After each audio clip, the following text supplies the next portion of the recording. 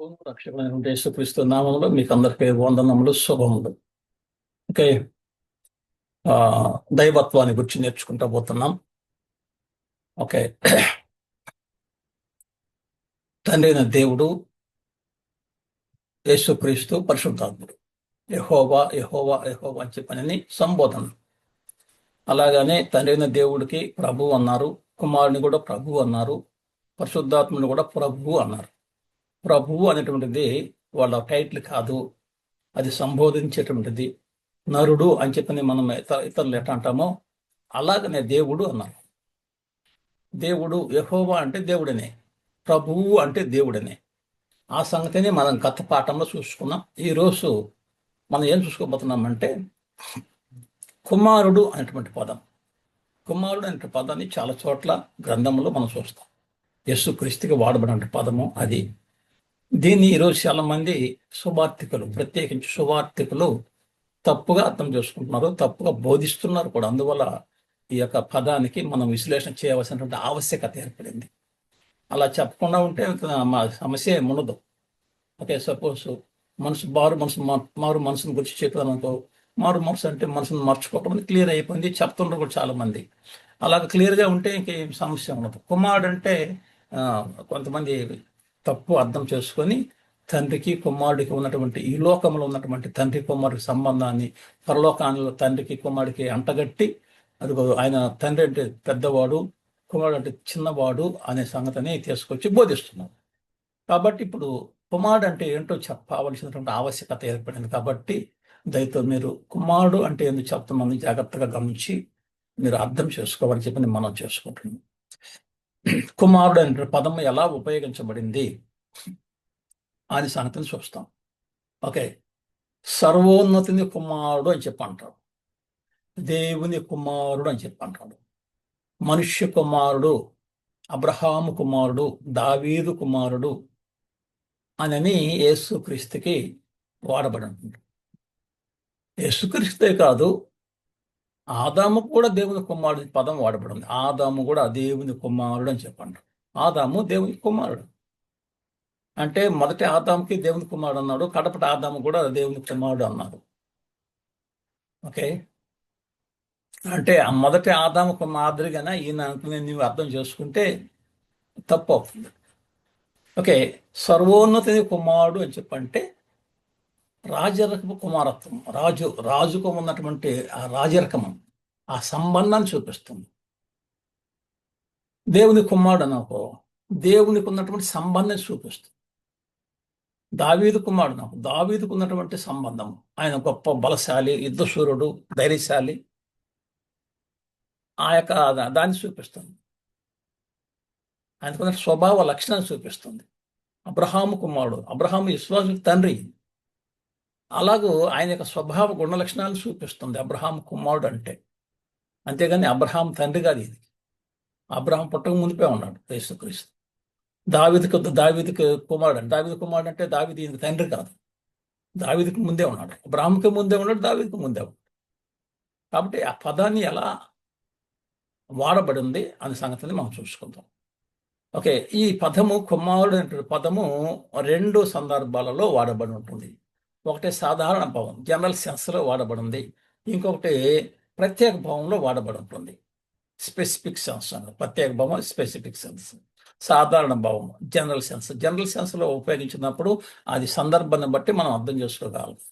Specific సెన్స్లో ఉపయోగించబడినప్పుడు ఆ సందర్భంలో మనం దాన్ని అర్థం తీసుకోగలగాలి. కాబట్టి యేసుక్రీస్తు దేవునికి కుమారుడు. దేవుని కుమారుడు అంటే దేవత్వము ఆయనకు ఉంది అని. దేవునికి ఎలాంటి లక్షణాలు ఉన్నాయో అన్ని సర్వము లక్షణాలు ఆయనకు ఉన్నాయని. దావీదు కుమారుడు అంటే దావీదు ఎంతటి బలశాలో అంత గుణ లక్షణాలు ఈయనకు ఉన్నాయి అని అర్థం. ఆ భావాన్ని తీసుకోగలగాలి, అక్షరార్థం కాదు, భావార్థం ఏంటో చూసుకోవాలి. ఓకే. ఇశ్రాయేల్ అందరిని కలిపి ఇశ్రాయేల్ కుమారుడు అని చెప్పి, నిజమైన క్రైస్తవులు కూడా దేవునికి కుమారులే. మనల్ని ఆదాముని దేవుని కుమారుడు చెప్పి అంటున్నారు, అలాగే మనల్ని కూడా దేవుని కుమారులు అంటున్నారు, దేవుని కుమారులు అంటారు. ఓకే. ఎలాగో సక్సెస్ చూస్తాం. తర్వాత అంటే సాధారణ భావంలో వాడబడినప్పుడు ఇశ్రాయేల్ అందరినీ దేవుని కుమారుడు అన్నాడు, మన నిజమైనటువంటి మన క్రైస్తవులు అంటే మనం కూడా దేవుని కుమారుడు అన్నాడు. అంటే ఇస్రాయేల్కి దేవుని కుమారులు అవుతారా? మనము నిజంగా దేవునికి కుమారులమేనా? దేవునికి ఉన్నంత మరి ఆ యొక్క గుణ లక్షణాలు మనకున్నాయా అంటే లేనే లేదు. అంటే అలాగూ యేసు ప్రభు కూడా అలా అంటే కాదు. యేసు ప్రభు ఆయన కుడి పార్శ్వన ఉన్నటువంటి వాడు, పరలోక నివాసి ఆయన, తండ్రి దగ్గర ఉన్నటువంటి వాడు, తండ్రితో సమానంగా ఉన్నటువంటి వాడు. ఆయనకు కూడా వాడబడి ఉంటుంది. అంటే సాధారణ భావంలో వాడబడినప్పుడు మనకు, ఇశ్రాయేలుకు, నీకు, నాకు సాధారణ భావంలో కుమారుడు అంటే అంటే యేసుక్రీస్తుకి ఆ భావంలో వాడబడలేదు, ప్రత్యేక భావంలో వాడబడింది కుమారుడు అంటే. స్పెసిఫిక్ సెన్స్లో వాడబడింది. అది రాజరకపు సంబంధం, కుమారత్వం, రాజరకపు సమానత్వము, రాజరకం కుమారుడు, రాజు. యూదులకు రాజుగా పుట్టినవాడు ఎక్కడ? మేము ఆయన పూజింపవచ్చితే మేము చెప్పంటారు తూర్పు దేశపు జ్ఞానులు వచ్చి. అర్థమైందా? దావీదు కుమారుడు. ఓకే. కుమారుడుగా రాజుల్లో కుటుంబంలో ఒక, ఇప్పుడు కూడా కొన్ని కొన్ని ప్రపంచం మీరు ఒకసారి ఆలోచన చేసుకోండి, కొన్ని కొన్ని ప్రాంతాలలో రాజులు ఉన్నారు ఇప్పుడు కూడా. రాజుకి ఒక కుమారుడు పుడితే ఏమంటారు ఆయన్ని? రాకుమారుడు అంటారు. రాకుమారుడు అంటే ఏంటి? రాజు అని అర్థం. లేదంటే ఇంగ్లీష్లో అయితే ప్రిన్స్ అంటారు. అదే రాకుమారుడు అని దేన్ని చూపిస్తుంది? దేన్ని సంబోధిస్తున్నారు? రాజుకు పుట్టినటువంటి వాడు రాజే. మన పాత నిబంధనలో రాజు గ్రంథంలో కానీ చూస్తే, రాజుకు పుట్టినటువంటి కుమారుడు 6 సంవత్సరాలైనా కూడా, 10 సంవత్సరాలైనా కూడా, 16 సంవత్సరాలైనా కూడా రాజుగా మరి అపాయింట్మెంట్ చేస్తారు ఆయన. అంతే కుమారుడు, రాజకుమారుడు, రాకుమారుడు, ప్రిన్స్ అనే పదంలో వాడబడినటువంటి. ఓకే. సన్ ఆఫ్ గాడ్, ఇంగ్లీష్లో ఏమో సన్ ఆఫ్ గాడ్ అని. ఓకే. మత్తయి సువార్త 3:17 కానీ, 17:5 కానీ, మార్కు సువార్త 1:10-11 కానీ రాజు అనే ఆ పదంతో వాడబడినారు. యూదులకు రాజువా నువ్వు అంటే, నువ్వు అన్నట్టే అన్నాడు. అవును, రాజుగానే. ఏ దేశానికి రాజు అయినా ఆ భావము, ఆ యొక్క భావార్థాన్ని చూసుకోవాలి. ఆ యొక్క సమానత్వాన్ని, దేవునికి రాజుకి లేదంటే ఉన్నటువంటి సమానత్వాన్ని చూసుకోవాలి. యూదులకు రాజు అంటే యోధ రాజు, సొలొమోన్ రాజు, సౌలు రాజు, దావీదు రాజు. ఆ సమానత్వాన్ని చూపిస్తుందన్నమాట మనం. ఇప్పుడు యోహాను సువార్త 1:30 ప్రముఖుడు, నాకంటే ప్రముఖుడు అంటాడు బాప్తిస్మా యోహాను గారు. కీర్తన 2:6-7 చూడండి, ఆ ఈక్వాలిటీని చూపిస్తుంది. ఇంకా ఒక లోక సువార్త 1:32 చూస్తే సర్వోన్నతుని కుమారుడు అంటాడు. సర్వోన్నతుని కుమారుడు అంటే సర్వోన్నతుడుగా ఉన్నటువంటి తండ్రి అయిన దేవుడు ఉన్నాడు. ఆయన కుమారుడు అంటే ఆయనతో సమానుడని.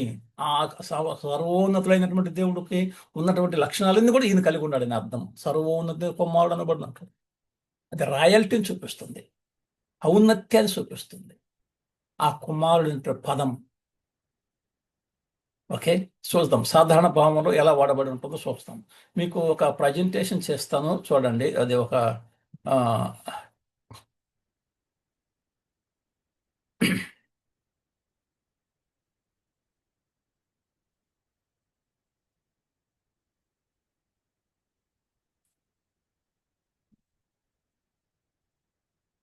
ఓకే.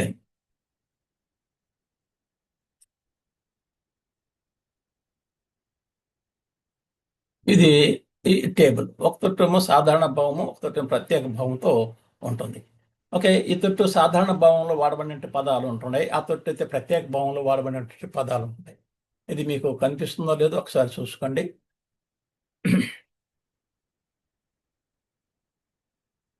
ఓకే, తర్వాత చూస్తాం.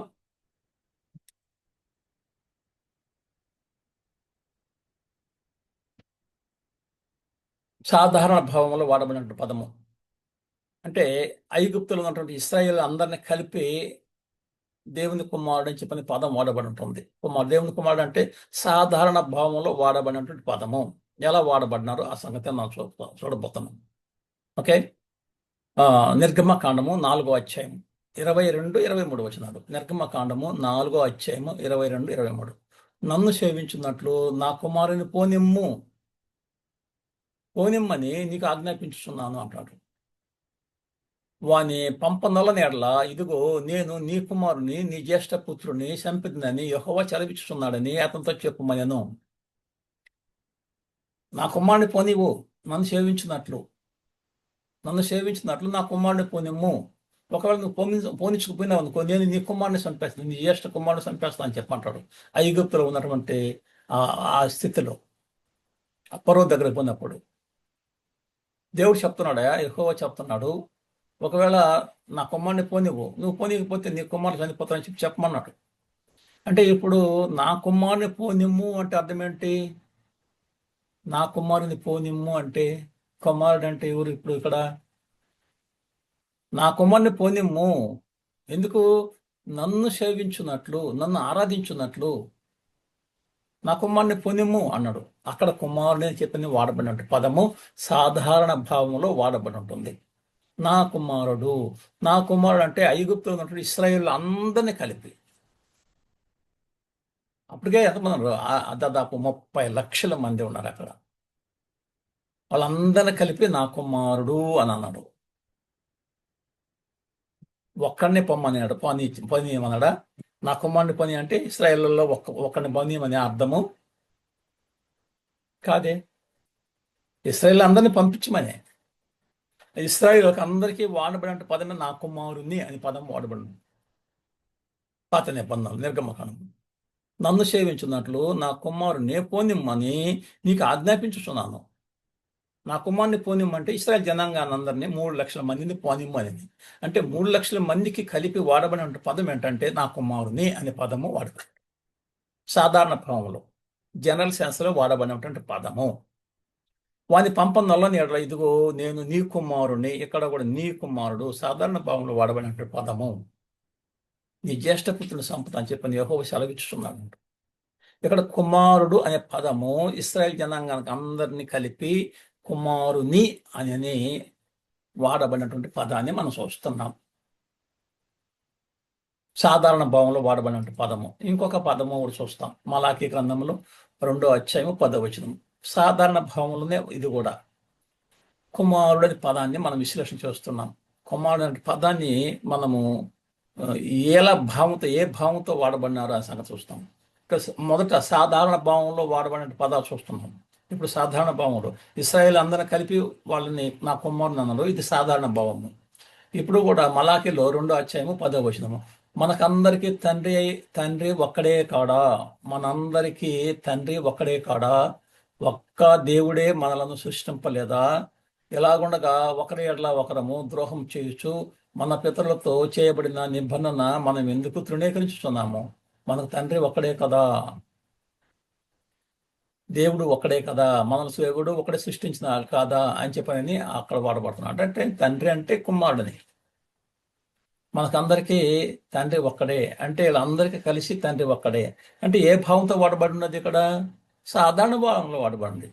మరి పని మనకు తండ్రి ఆయన అంటే మనకందరికీ అంటే అందరికీ తండ్రి. ఆయన పుట్టలేదు, మనం ఆత్మ సంబంధంగా కుమారులు, అంతేగాని ఆయన మనకు తండ్రి, మన కుమారుడు ఈ లోకం భౌతిక పరంగా మన శరీరాన్ని ఆయన కనలేదు, ఆత్మ సంబంధంగా. ఓకే, సాధారణ భావంలో వాడబడిన పదం. ఇంకొక పదం కూడా యెషయా గ్రంథం 66వ అధ్యాయము 13వ వచనం. ఇది కూడా సాధారణ భావంలో నిజమైన క్రైస్తవులను కూడా, లేకుంటే దేవుని పిల్లలని చెప్పని, దేవుని కుమారులని చెప్పని అర్థంతో వాడబడి ఉంటుంది క్రైస్తవులకి. ఒకని తల్లి వానిని ఆదరించున్నట్లు నేను మిమ్మల్ని ఆదరించదను, యెరూషలేములోనే మీరు ఆదరింపబడిదరు అన్నాడు. ఒకని తల్లి వానిని ఆదరించున్నట్లు నేను మిమ్మల్ని ఆదరించదను అన్నాడు. ఒకని తల్లి అంటే కుమారుల, మనం కుమారులము. ఒక తల్లికి అంటే ఈ పదాన్ని ఎలా వాడబడి ఉంటుంది అనే సంగతి మనం చూసుకోగలగాలి. నేను మిమ్మల్ని ఆదరించదను, తల్లి ఏ విధంగా ఆదరిస్తుందో అలా నేను ఆదరిస్తానని చెప్పన్నాను. అంటే ఒక తల్లికి పుట్టినటువంటి బిడ్డలని దీని అర్థం, ఒక తండ్రికి పుట్టినటువంటి బిడ్డలని దీని కుమారులు అని చెప్పని అర్థం సాధారణ భావములు. ఒక తల్లి ఏ విధంగా కుమారుని ఆదరించుతుందో అదే విధంగా నేను కూడా ఆదరిస్తాను అన్నాడు. అంటే తండ్రికి, కుమారుడికి, తల్లికి, బిడ్డకి ఉన్నటువంటి ఆ భావాలను చెప్పాడు. ఇవి సాధారణ భావంలో 3 పదాలు చూసాము. ఒకటంటే మలాకిలో చూసాము, ఒకటంటే యెషయా గ్రంథంలో చూసాము, ఇంకొకటి నిర్గమకాండంలో చూసాము. ఓకే, ఈ సాధారణ భావంలో కుమారుడు అని చెప్పిన పదం. అంటే అట్ట కాకుండా జనరల్ సెన్స్ కాకుండా స్పెసిఫిక్ సెన్స్లో ప్రత్యేక భావంలో వాడబడినటువంటిది. మత్తయి సువార్త 3వ అధ్యాయం 17వ వచనం. రాజు కుమారుడు పుడితే రాజు కుమారుడు అని చెప్పని ఎట్ట అంటారు, అదే విధంగా ఇదిగో ఈయన నా ప్రియ కుమారుడు, ఇదిగో ఈయన నా ప్రియ కుమారుడు, ఈయన యందు నేను ఆనందిస్తున్నాను అని ఒక శబ్దం ఆకాశంలో నుంచి బాప్తిసం తీసుకున్నప్పుడు, యేసుక్రీస్తు బాప్తిసం తీసుకున్నప్పుడు సందర్భంలో తండ్రి అయిన దేవుడు అంటున్నాడు, ఏమని అంటున్నాడు, ఇదిగో ఈయనే నా ప్రియమైన కుమారుడు, నా ప్రియ కుమారుడు, ఈయన యందు నేను ఆనందిస్తున్నాను అని ఆకాశం నుంచి ఒక శబ్దం వచ్చింది. మార్కు సువార్తలో కూడా చూడండి, దానికి కలుపుకొని చూడండి. మార్కు సువార్త అతడు ఇంకనూ మాట్లాడుచుండగా, ఇదిగో ప్రకాశమానమైన ఒక మేఘము వారిని కమ్ముకొనెను, ఇదిగో ఈయన నా ప్రియ కుమారుడు, ఇదిగో ఈయన నా ప్రియ కుమారుడు, ఈయన యందు నేను ఆనందిస్తున్నాను, ఈయన మాట వినుడని ఒక శబ్దము ఆ మేఘము నుండి పుట్టాను అంట. ఏమని పాడబడింది ఈ పదము? రాయల్ సన్షిప్, లేకుంటే రాజరిక పుత్రుడు, లేకుంటే ఆ యొక్క ఔన్నత్యము, రాజు, ప్రిన్స్, అలాగా వాడబడకూడదు. ఆ సన్షిప్, అది రాయల్ సన్షిప్, రాజరిక కుమారత్వము, నా కుమారుడు, ఈయన యందు నేను ఆనందిస్తున్నాను, ఈయన మాట వినండి మీరు అంటే దేవుడు ఆ యొక్క రాయల్టీని యేసుక్రీస్తు నందు చూపిస్తున్నాడు. ఈయన నా ప్రియ కుమారుడు అంటే నేను కన్నాను, ఇవన్నీ చేతగాని మాటలు. కన్నాను అంటే ఆయన పుట్టినాడా, ఆయన తల్లి ఉందా, పరలోకంలో భౌతికమైన శరీరాలు ఉన్నాయా తండ్రికి కుమారుడికి?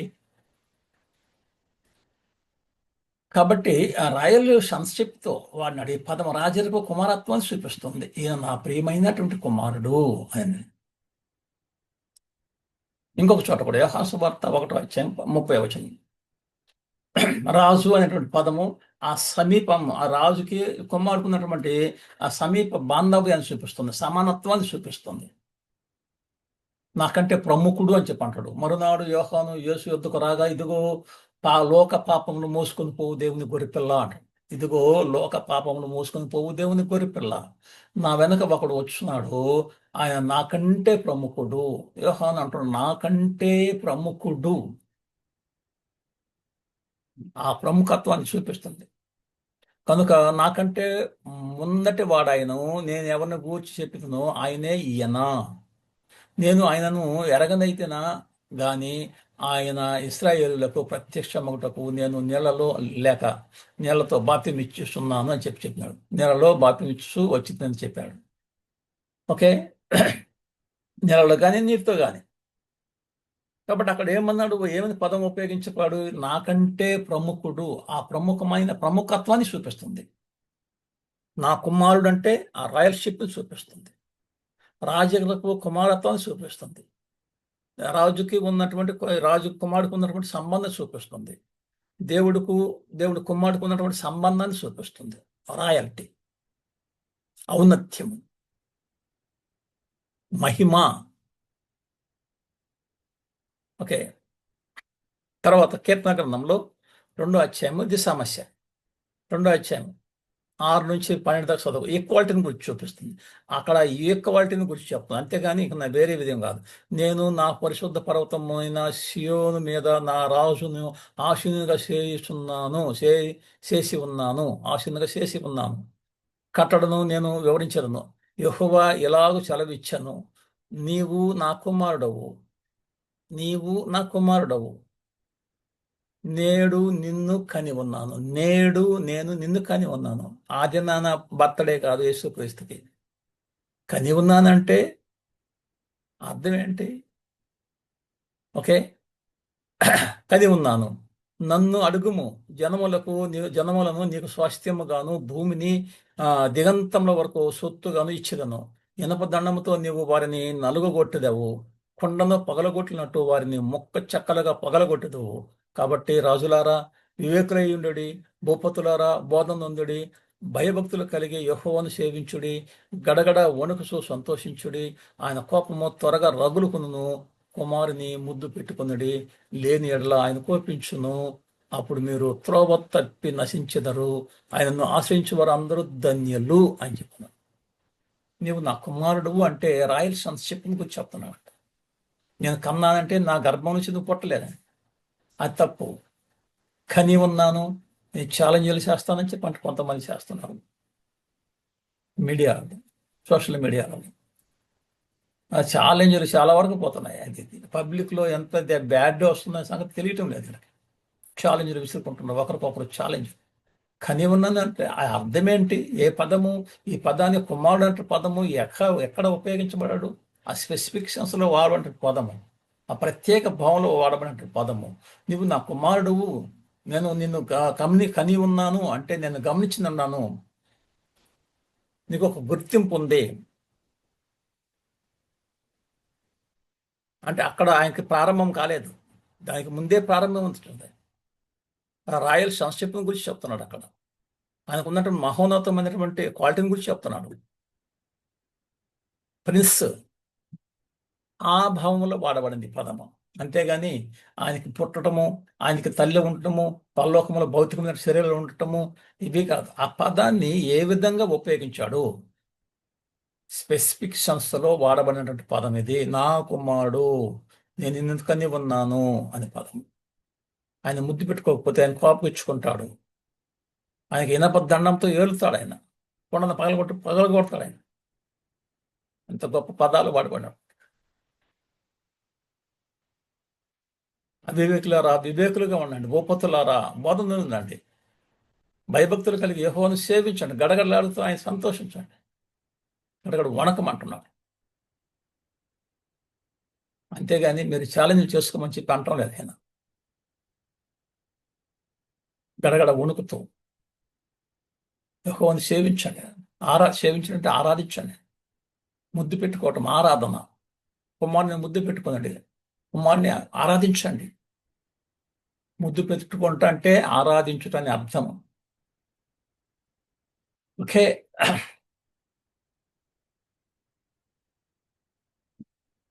లోకాసు వార్త 1వ అధ్యాయము 31 నుంచి 33 దాకా. లోకాసు వార్త 1వ అధ్యాయము 31 నుంచి 33 దాకా. ఇదిగో నీవు గర్భం ధరించి కుమారుని కని ఆయనకు యేసు అని పేరు పెట్టుతూ మరియమ్మతో చెప్తున్నాడు. ఎవరు చెప్తున్నారు? గాబ్రియల్ దూత చెప్తున్నాడు. ఇదిగో నీవు గర్భం ధరించి కుమారుని కని ఆయనకు యేసు అని పేరు పెట్టుతూ ఆయన గొప్పవాడై, చూడండి, గొప్పవాడై సర్వోన్నతుని కుమారుడనబడును, సర్వోన్నతుని కుమారుడనబడును. ప్రభు అయిన దేవుడు ఆయన తండ్రి అయిన దావీదు సింహాసనమును ఆయనకి ఇచ్చును. ఇక్కడ కూడా ప్రభు అయిన దేవుడు, తండ్రి అయిన దేవుని గురించి చెప్తున్నాడు. ప్రభు అయిన దేవుడు అంటే తండ్రి అయిన దేవుడు ప్రభువు. ఆయన దావీదు సింహాసనానికి ఆయనకి ఇస్తాడు. యాకోబు వంశస్థులను యుగ యుగములు ఏలును. ఆయన రాజ్యము అంతము లేనిదై ఉండునని ఆయనతో చెప్పాను. ఈ లోక సువార్తలు చెప్పినటువంటి అంశం ఏంటి? రాయల్టీ, రాయల్ సన్షిప్, రాజును సూచిస్తుంది అన్నమాట. సర్వోన్నతుని కుమారుడు అనబడును, సర్వోన్నతుని కుమారుడు. అది ఆడ వాడబడినటువంటి పదం స్పెసిఫిక్ సెన్స్లో వాడబడి ఉంటుంది. ప్రత్యేక భావములు, రాజరకము, రాజు, ప్రిన్స్, రాయల్ సన్షిప్, సర్వోన్నతిని కుమారుడు అనబడును. ఆయనంతో ఈయన కూడా అంతే. ఆ పదములో వాడబడినటువంటి దీనిని ఈరోజు చాలా మంది ఏం చేస్తారంటే రకరకాలుగా ఈరోజు కన్నాడు, లేదంటే ఈయన పుట్టాడు, అక్కడి నుంచి ప్రారంభమైంది ఈయన జీవితము, ఇలాగ రకరకాలైనటువంటి సిద్ధాంతాలని, ఈరోజు తప్పు సిద్ధాంతాలని లోకంలో ప్రచారం చేస్తున్నారు. తప్పండి. ఆ యొక్క పదాన్ని ఎలా ఉపయోగించిన దాని సంగతి గురించి ఆలోచించేయండి. లోకాసు వార్త చూడండి ఒకసారి 22వ అధ్యాయము 66వ వచనము. లోకాసు వార్త 22:66. 66 చదువుతాం చూడండి. ఇది రాయల్టీ, రాజును సూచిస్తూ ఉంది, రాజ్య కుమారత్వాన్ని చూపిస్తుంది. ఉదయం కాగానే ప్రజలు పెద్దలను, ప్రధాన యాజకులను, శాస్త్రులను సభకూడి ఆయనను తమ మహాసభలోనికి తీసుకుని పోయి, నీవు క్రీస్తువైతే, చూడండి, క్రీస్తువైతే మాతో చెప్పమండి, నువ్వు క్రీస్తువైతే మాతో చెప్పు అంటే నువ్వు దేవునివైతే మాతో చెప్పు అని. క్రీస్తు అంటే అభిషేకించబడినటువంటి వాడు, అంటే దేవుడిగా పంపబడినటువంటి వాడు ప్రత్యేకించి. అందుకైన నేను మీతో చెప్పిన ఎడల మీరు నమ్మరు, అదిగాక నేను మిమ్మల్ని అడిగిన ఎడల మీరు నాకు ఉత్తరం చెప్పరు. నేను చెప్తే మీరు నమ్మరు, నేను అడిగితే మీరు ఉత్తరం మీరు. ఇది మొదలుకొని మనుష్య కుమారుడు మహాత్యము గల దేవుని కుడిపార్శ్వమున ఆశీనుడగునని వారితో చెప్పాను. ఇది మొదలుకొని మనుష్య కుమారుడు. ఇక్కడ మళ్ళా మనుష్య కుమారుడు అని పదం వాడాలి. ఏం చూపిస్తుంది? రాయల్టీని చూపిస్తుంది. మనుష్య కుమారుడు అంటే మహాత్యము గల దేవుని కుడి పార్శ్వమున ఆశీనుడగునని వారితో చెప్పాను. మహాత్యము గల దేవుని కుడి పార్శ్వమున కూర్చోండి, ఆ రాయల్టీని చూపిస్తుంది. అది రాజరప పుత్రుని చూపిస్తుంది, సన్షిప్ను చూపిస్తుంది. రాయల్ సన్షిప్, మహాత్మయము గల దేవుని కుమారుని కుడి పార్శ్వమున. అందుకు వారైతే అట్లయితే నీవు దేవుని కుమారుడువా అని మళ్ళీ ప్రశ్నించినారు.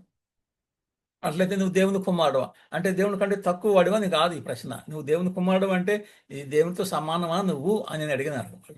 అట్లయితే నువ్వు దేవుని కుమారుడువా అని ప్రశ్నిస్తే అని అడగగా ఆయన మీరు అన్నట్లు నేనే ఆయనను అని వారితో చెప్పాను. నేనే ఐయాం, నేనే I am that I am, I am that I am, నేను ఉన్నవాడను అనువాడను.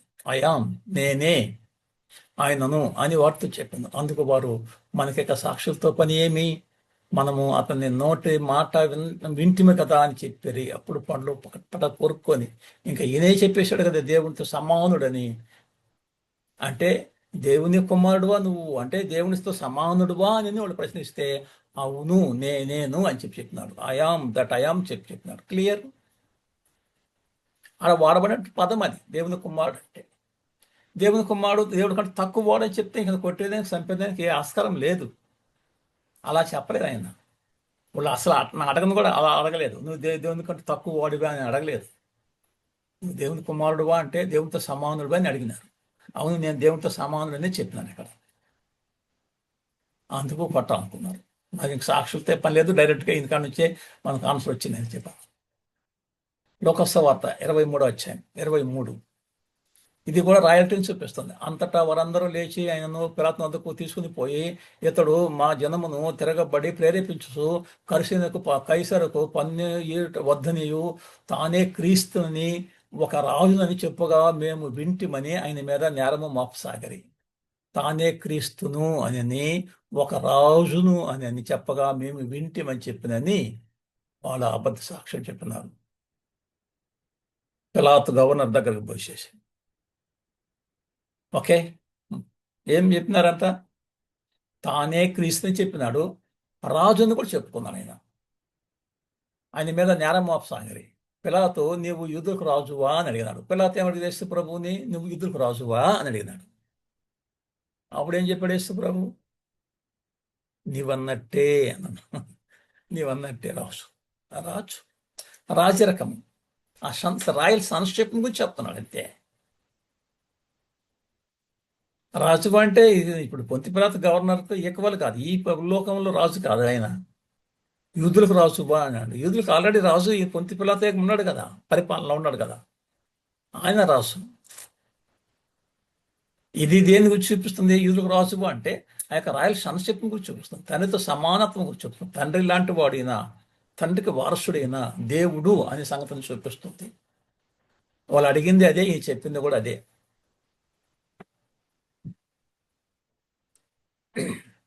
యోహాను సువార్త 19వ అధ్యాయం, యోహాను సువార్త 19వ అధ్యాయం మరియు 19వ అధ్యాయం 19వ వచనం, 19. మరియు పిలాతు యూదుల రాజైన నజరేయుడగు యేసు అను విలాసము వ్రాయించి శిలువ మీద పెట్టించెను. యేసు శిలువ వేయబడిన స్థలము పట్టణమునకు సమీపమై ఉండెను. అది హెబ్రీ, గ్రీకు, రోమా భాషలో వ్రాయబడెను గనుక యూదులలో అనేకులు దాన్ని చదివిరి. నేను యూదులకు రాజును అని వాడు చెప్పినట్లుగా రాయము, కానీ యూదులకు రాజు అని రాయవద్దని చెప్పిన పొంతి పిలాతు గవర్నర్. ఆయన చెప్పినట్టుగా రాయకమన్నాడు. కాదు వీళ్ళేం రాసేసారు? యూదులకు రాజు అని చెప్పి రాసేసారు పైన విలాసము. ఐఎన్ఆర్ఐ, ఐఎన్ఆర్ఐ అని రాస్తారు. కానీ యూదుల రాజు అని రాయవద్దని యూదుల ప్రధాన యాజకుడు పిలాతు ఏం చేశాడు? నేను రాసినది ఏమో రాసేసినాను పోండి అని చెప్పేసినాడు. యూదులకు రాజు అని చెప్పి రాసేసినాడు. ఏం చూపిస్తుంది ఈ రాజు అంటే? ఈ కుమారుడు అంటే ఏం చూపిస్తుంది? ఆ అర్థం ఏంటి? రాయల్టీని చూపిస్తుంది, ఆ రాయల్ సన్షిప్ని చూపిస్తుంది, ఆ కుమారత్వం చూపిస్తుంది, ఆ రాజరికాన్ని చూపిస్తుంది, ప్రిన్స్ని చూపిస్తుంది. ఏం రాశారంటే ఆయన తల మీద? ఐఎన్ఆర్ఐ. ఐఎన్ఆర్ఐ, యేసూస్ నజరేయన్ రెక్స్ అని చెప్పని చూపిస్తుంది. ఏమన్నాడు? Which in English translation to the Jesus the Nazarene king of the Jews. King of the Jews అంటే యూదులకు రాజు. నజరేయన్ అంటే యూదులకు రాజు. Jesus of Nazareth king of the Jews అని చెప్పి రాసేసారు అక్కడ. ఐఎన్ఆర్ఐ, యేసూస్ నజరేయన్ రెక్స్. ఐ అంటే యేసూస్ అని, ఎన్ అంటే నజరేయన్ అని, ఆర్ అంటే రెక్స్ అని, ఐ అంటే ఇండో అరం అని, యూదులకు రాజు. రెక్స్ లడోరం, లడోరం, యేసూస్ నజరేయన్ రెక్స్ ఎడోరయం అని చెప్పని రాసేస్తారు. INRI, INRI. నేను రాసినది రాసేసా, అయిపోయింది. ఓకే, మత్తయి సువార్త 21వ అధ్యాయం చూసుకొని మనము ముగించుకుందాం. రాజైన హెరోదు దినములలో యూదా దేశపు బెత్లెహేములో యేసు పుట్టిన పిమ్మట ఇదిగో తూర్పు దేశపు జ్ఞానులు యెరూషలేమునకు వచ్చి, యూదులకు రాజుగా పుట్టినవాడు ఎక్కడ ఉన్నాడు? తూర్పు దిక్కున మేము ఆయన నక్షత్రం చూసి ఆయన పూజింపవచ్చితమని చెప్పారు.